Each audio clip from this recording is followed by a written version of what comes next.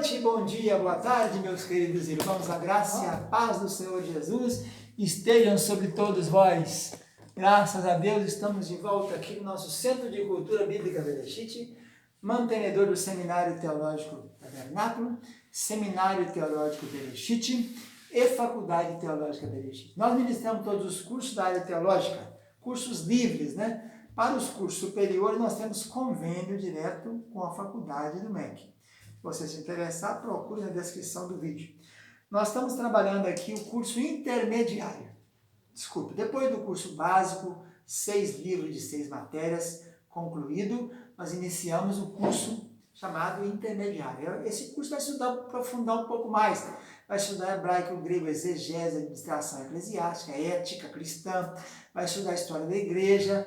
E é muito importante esse curso, a gente deve sempre capacitar e deve sempre procurar cada dia mais se qualificar, né? Porque nós precisamos apresentar aprovados diante de Deus. Nós estamos trabalhando a matéria chamada Ética Cristã, volume 1. Nós já estamos chegando na 6ª aula. Na aula passada nós falamos de uma virtude cardeal chamada prudência. E hoje falaremos da segunda virtude cardeal. Lembrando que cardeal é aquela coisa que é o eixo, né? A coisa principal, né? É a virtude, dentro da ética cristã, a temperança é considerada a segunda virtude cardeal. E temperança, o que seria temperança? O nome já diz, tempero, né? Qual é a função do tempero? O que faz um tempero? Na comida, na carne, é o que dá o sabor, né? É o que torna a coisa agradável e palatável. Temperança tem que haver com o uso conveniente dos prazeres. Um homem que faz do futebol ou de seus negócios o centro da sua vida, ou a mulher que só pensa em se vestir bem ou no cuidado com seu cachorro, está sendo intemperante, quanto quem se embriaga todas as noites.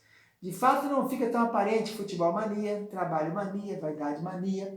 Não faz ninguém cair no meio da rua, mas como diz o Lewis, Deus não se engana com as aparências. A Bíblia diz claramente sobre temperança, que também seria sinônimo de domínio próprio, né? Então vamos ver aí alguns textos. Vamos começar estudando o texto que fala sobre a palavrinha chamada temperança, né? Essa palavrinha temperança é a palavra usada nefálios. Esse vocábulo nefálios tem a ver com vinho. Tanto que nefálios é abster-se do vinho. Coisas relativas ao vinho. Então, você lembra, quando você toma vinho, o que acontece com você? Você fica fora de si, né? Você se embriaga. Quem está embriagado não é sóbrio, não está nas faculdades, no uso das suas faculdades, né? Ele não está usando essas faculdades regularmente. Então, é sinônimo de sóbrio, controlado, moderado.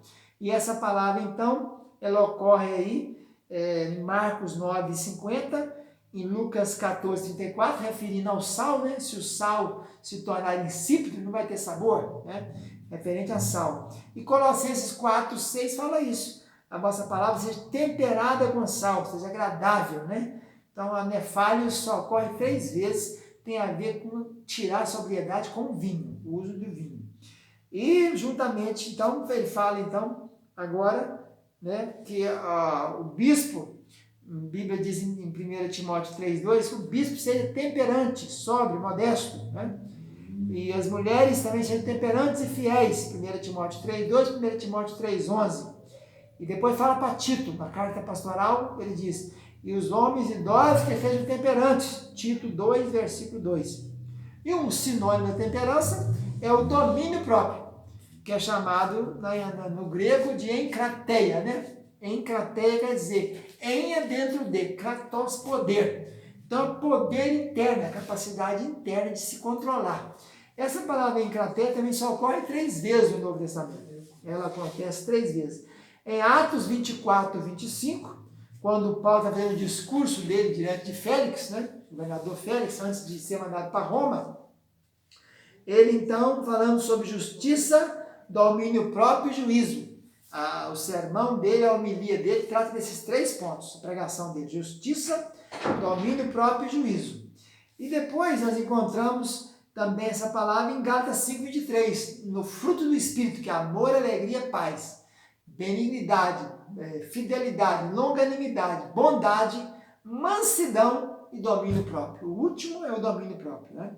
E em 2 Pedro 1,6, a gente encontra aqui a prática progressiva das graças cristãs e seu resultado. Pedro está falando sobre essa pessoa ser um crente ativo ou inativo dentro da igreja. Ele diz que o crente ativo é o que tem essa sequência, né?